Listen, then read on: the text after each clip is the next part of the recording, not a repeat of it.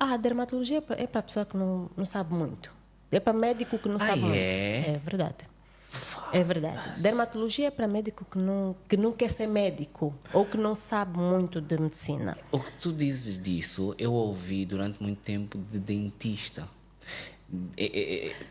Eu estudei em Portugal e diziam que quem era dentista é porque não conseguiu entrar em medicina. Estás a ver? Tipo, o que eu. Assim, ciências exatas para mim já esquece porque eu não domino. Então, para mim, qualquer mambo já é difícil.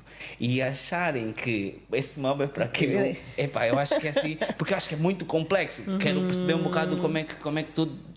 Vou ultrapassar isso, porque eu quero. Tu chegaste à conclusão que era isso que tu gostavas, não é? E pronto, qualquer área é difícil desde que tu não tenhas o dom para aquilo.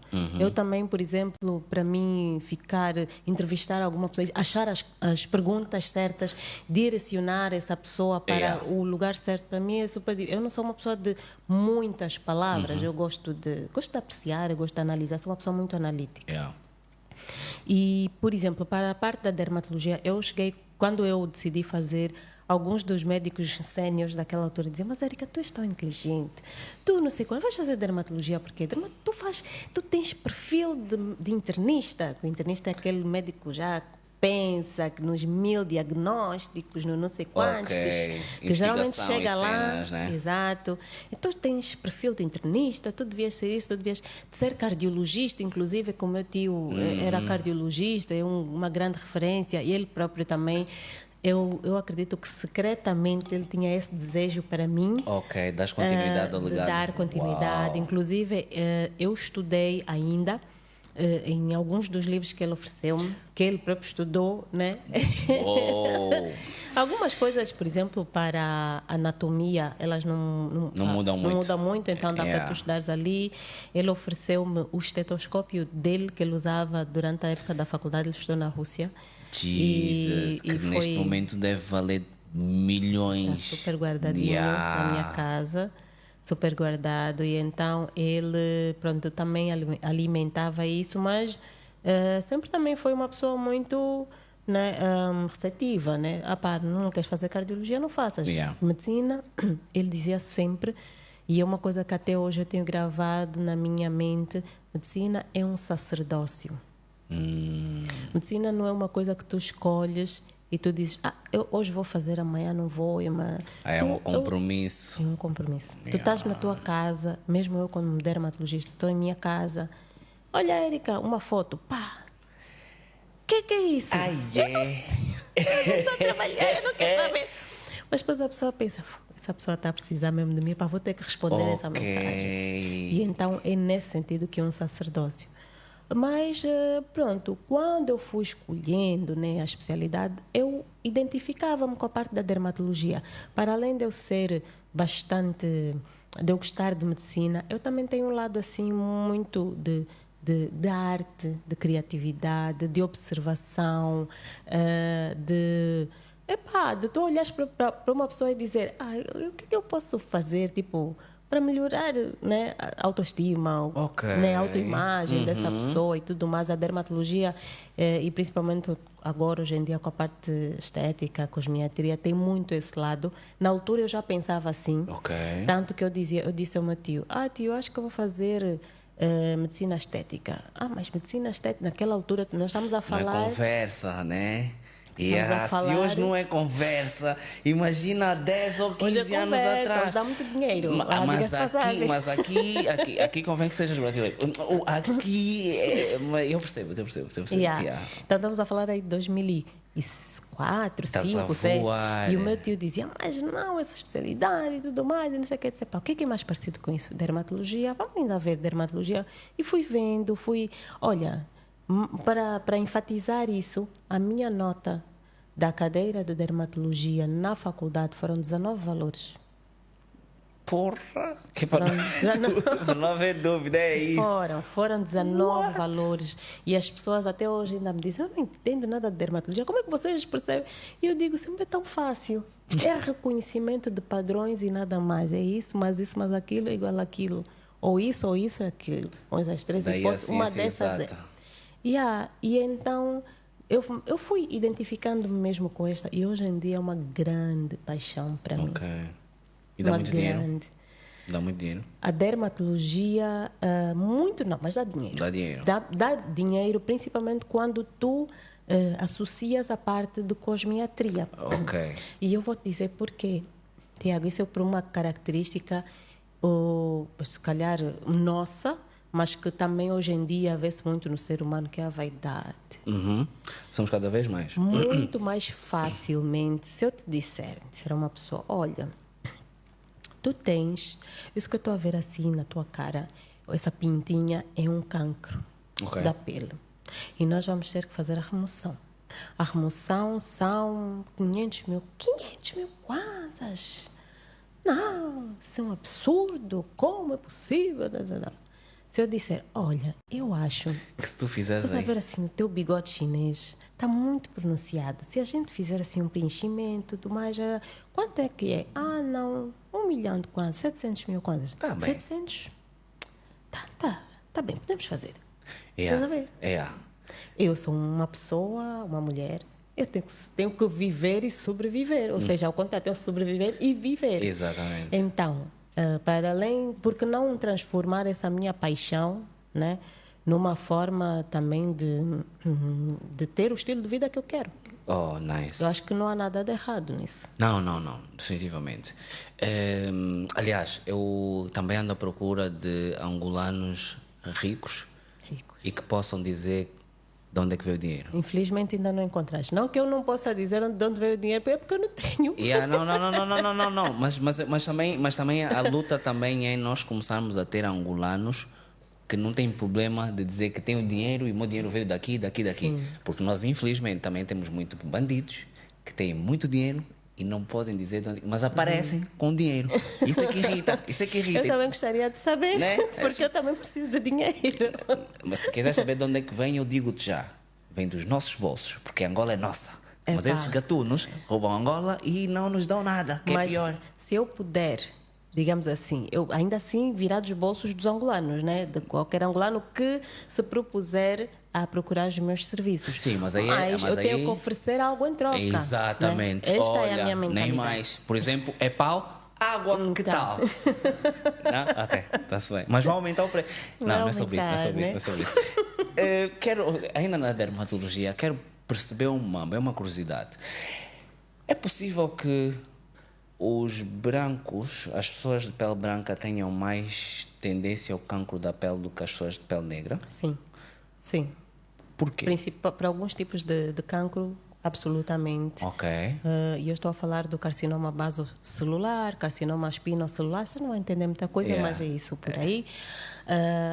E por quê? Porque eles têm uma quantidade mais reduzida de melanina. Ok. Calma aí, que é aí que eu quero chegar. Melanina é isto aqui. É isso aí. Portanto, Que dá cor à nossa pele. Uma pessoa de cor clara, uma pessoa mais clara, tem menos melanina, né?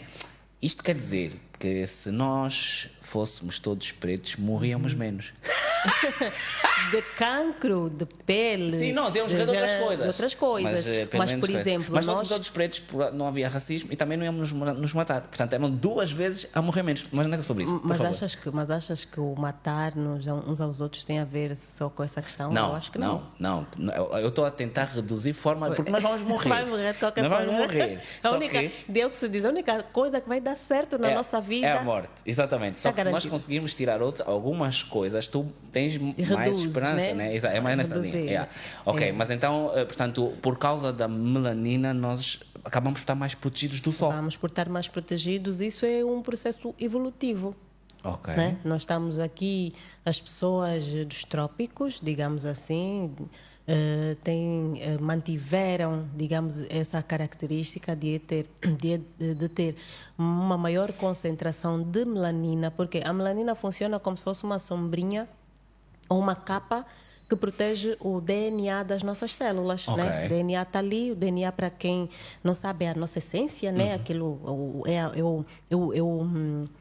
a base da vida da célula, e então é lá onde tudo acontece. Quando esse DNA sofre alguma mutação e os raios solares são capazes de provocar essa mutação, aí essa célula vai transformar-se né, transformar-se num elemento cancerígeno, vai multiplicar-se e depois migrar, que essa é a característica das neoplasias malignas ou dos cancros, né? Cancro maligno não se diz, é cancro. Ok. Mas e por que é que se separa o maligno do benigno? Porque É uma coisa é tranquila, na outra já... verdade tu tens tumores, né? O tumor ele pode ser benigno como pode ser maligno. Ok. Se for um cancro, tu já sabes de antemão que é alguma coisa que é maligna. Ok, então o tumor é um quisto? Não necessariamente. Um Ok. tumor, por exemplo, Prestem atenção, tá assim, aqui, por favor. um quisto pode ser um tumor benigno, Ok. mas também pode apresentar características de malignidade e então ele ser um cancro. Estás a perceber? Ok. Sim, estou a perceber. Então, um quisto pode evoluir. Um quisto ele pode ser benigno ou maligno, de acordo com as características quisto. que apresenta. Exatamente. Um cancro. O quisto, assim, do ponto de vista de tecido, o que é que ele é? Ele é um como é que eu vou explicar? É uma estrutura que é arredondada e preenchida por algo lá dentro, que pode ser líquido, pode ser sangue, pode Sim. ser... E então, lá dentro, e na sua própria estrutura, as suas paredes, pode conter células benignas ou células malignas. Malignas, Se ok. forem células benignas, então ele é um quisto, um tumor benigno. Se forem malignas, então ele é um tumor maligno, um cancro. Ok. Ok. Portanto, pelo sim, pelo não, stay black. Pelo sim, pelo não. Pronto, nós nascemos assim como, por exemplo, as pessoas albinas, que têm ausência total de melanina, têm o risco ainda maior, Do né, cancro, de ter da cancro da pele. Ok. E ainda assim, apesar de nós estarmos mais protegidos, há algum cuidado que nós com a pele negra devemos ter? Por exemplo, a minha mulher está-me sempre a falar de protetor. Solar, Mesmo sim. quando não está sol. Sim. E eu fico assim, dread, protetor na praia. Isso é matumbice, eu sei. Mas há coisas que nós podemos, do modo geral, estar sempre, pelo menos só para salvaguardar? Sim, por exemplo, nós falamos aqui de que o principal agente causador dos cancros da pele é a radiação solar. Né? Que essa radiação solar, ao atingir as nossas células, pode danificar, pode modificar o nosso DNA e daí verem os cancros, Sim. então, né? O que é que acontece? Como nós temos a melanina, nós temos uma menor propensão, porque nós já temos essa proteção natural. Ok. Mas isso não nos isenta de ter essas alterações.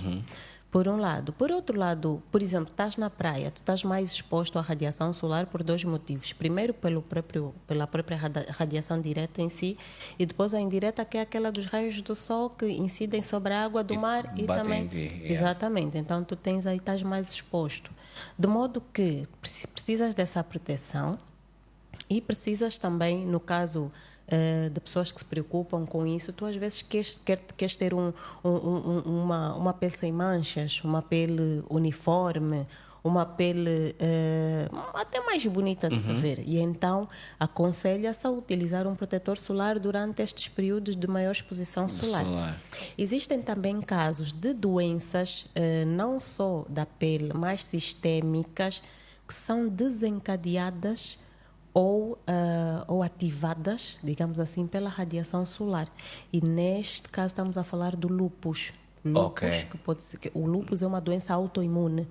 Uma doença autoimune é aquela doença em que as tuas células de defesa do teu organismo combatem outras células normais do teu organismo. Então, esta radiação solar, ela pode, para pessoas que já têm essa predisposição, pode desencadear alterações no teu sistema imunológico que culmina, então, por exemplo, no desenvolvimento de um lúpus, que ele pode ser exclusivo ou pode manifestar-se apenas na pele, com lesões e tudo mais, mas pode também ser sistêmico, que é o lúpus eritematoso sistêmico. Hoje em dia, nós no mundo temos um aumento assim, muito grande, talvez pela nossa maior capacidade de diagnóstico, mas também, eventualmente, né, por causa dessa questão da radiação solar, da maior exposição e tudo mais. Então, há muitas razões aí para usar protetor solar. Sim, e mesmo a alimentação hoje em dia, cada vez mais processada, não deve ser a melhor cena que, assim, de repente... Sei que vocês médicos não podem falar muito disso, mas assim, de repente... Nós médicos temos que falar de tudo um pouco, tudo aquilo que afeta, né, a saúde, e a vida, nós precisamos de falar, alguns mais, outros menos, alguns de uma forma assim mais comedida e outros nem tanto. Mas é verdade, isso é uma questão que se debate no mundo inteiro, que é a qualidade dos alimentos que nós consumimos.